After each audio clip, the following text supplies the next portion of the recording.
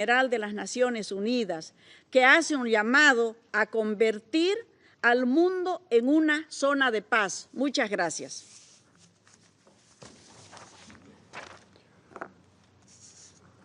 非常感谢伦达外长女士的发言。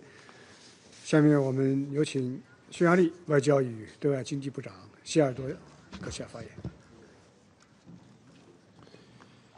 Thank you so much, dear Minister, my dear friend, dear colleagues. For the couple of recent weeks, we have been living in a totally new global political reality. The outcome of the US presidential elections have changed basically everything.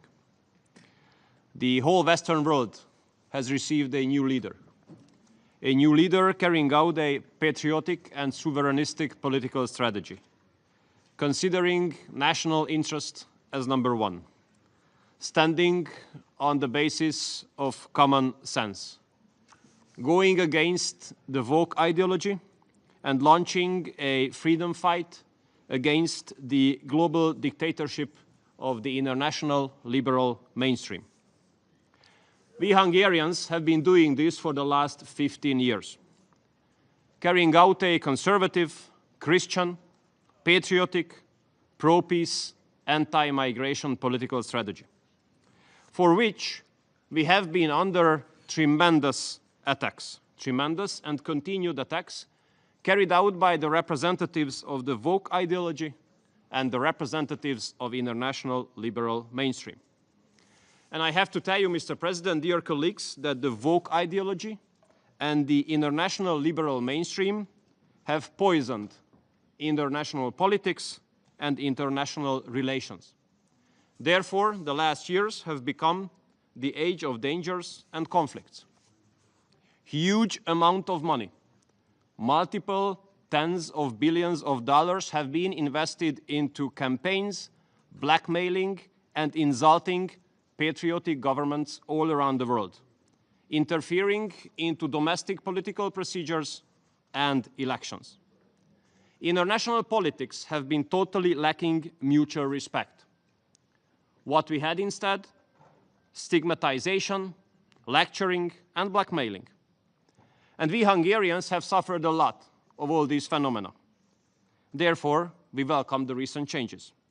We especially cherish that the financial channels of this political strategy of interfering into domestic issues of other countries have been cut, which makes it possible that mutual respect will return as the basis of international politics. Mr. President, we Hungarians have been living in the neighborhood and the shadow of the war in Ukraine, which has put a lot of challenges ahead of us and caused a lot of harms and losses to our country.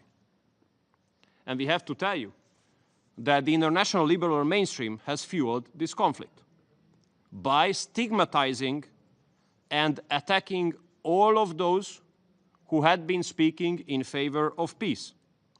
We remember the stigmatization, spies, propagandists, friends of whoever. Therefore, a special appreciation should go to those countries who have kept the pro-peace camp alive regardless of the tough circumstances. And a very special appreciation should go to the People's Republic of China to establish the Friends of Group of Peace during the last General Assembly of the United Nations. And dear colleagues, the presidential elections in the US have brought tremendous changes in this case as well. A pro-peace president has been elected. Therefore, we have a bigger hope than ever for the peaceful resolution of the war in Ukraine. And we welcome that direct, highest possible level meetings have started today between the United States and the Russian Federation. We have been representing this position for 3 years, to keep the channels of communication open, to look for diplomatic solutions, to keep the ties with the Russian Federation. And for this, we had been under tremendous attacks in international politics. We had been saying that there's no solution on the battlefield. You have only dead people, casualties, and destroyment on the battlefield. The only solution comes around the negotiating table. And what is happening now shows that we were right. Although you might say the Hungarians are not right, but the Hungarians will be right for sure. And this has been shown by the recent developments. And I do believe, Mr. President, that the United Nations should adjust itself to this new global political reality. If it is unable to do so, it will lose its significance. We have to be honest to ourselves. During the global dictatorship of international liberal mainstream, United Nations have failed to be the platform for peace. Therefore, the leaders should get out of their comfort zones, out of the ivory tower, and come forward with innovative proposals for reforms. How to eliminate the function overlaps, how to eliminate useless functions, how to cut costs, and how to increase the effectiveness. And we, Hungary, as a home of many branches of UN organizations, hosting, for example, the second largest anti-terror department of this organization, we are ready to take our fair share.